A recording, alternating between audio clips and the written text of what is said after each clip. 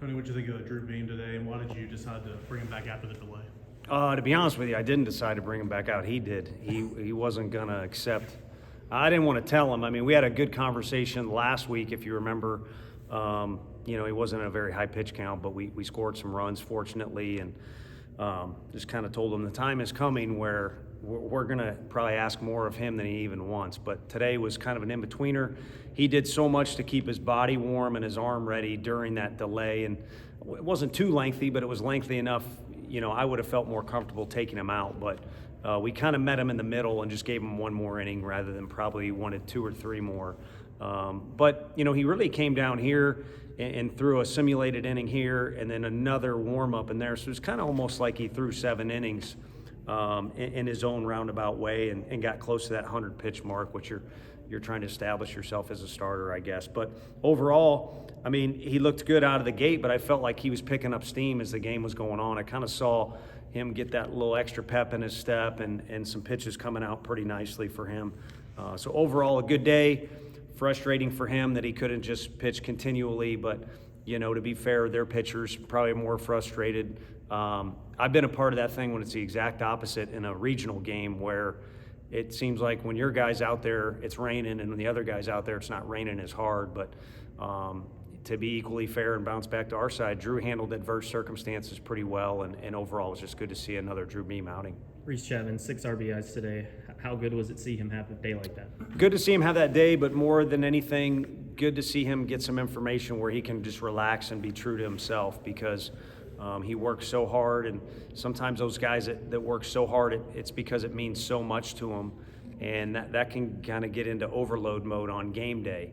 Whereas on game day, you're better off just kind of letting that work pay off for you. And again, I think Blake takes as many swings as anybody in here. I've said that to you guys, but I think Reese is as diligent of a worker as we literally have on the entire roster. And he's such a good kid. He does anything you ask of him. So we're all cheering for him.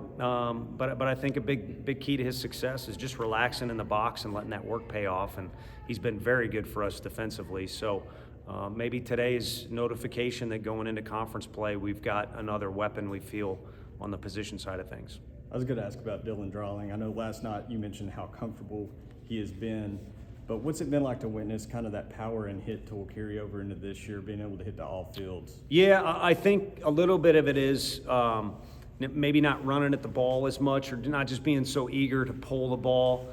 So able to use all fields, kind of like Blake Burke and KT are a little bit older than him, but he seems to be maturing quickly, and Reese showed it today too. It works to use the entire field. Simo did it, and Billy's done it several times. So now that Dylan is doing that and doing it with the added strength that he has over the course of the last 12 months that he's added, it's a pretty awesome combination to watch. And the other thing is he just seems to be, even more so than last year, just a pest for the other team with 2 strikes. A lot more kind of digging in the box with 2 strikes and willing to just battle. And those type of team at-bats that he's given us and some others have kind of made it a fun 1 to 9 to watch, regardless of who the 9 are that day. What kind of role do you see Braden Sharp having this year? I don't know. It'd be nice if he'd eat an extra bowl of Cinnamon Toast Crunch there during breakfast. He might have a homer there. I know it was the deepest part of the park, but he's a lean, strong guy, and he's done everything that's asked of him. But if he would, kind of get on board, I think, with adding a little bit more strength and a little bit more weight, I think the hitting part could really be nice for him. It's a good swing. He's super athletic in the outfield.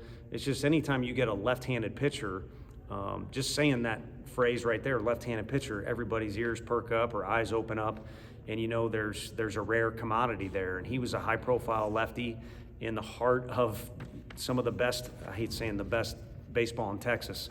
Those people in Texas might drive all the way up here and do something, but pretty special high school career, and so he's capable of really anything here. It's nice to see him get out there and throw the ball the way he was with conviction, especially after kind of a long delay. We hit for a while before he came up.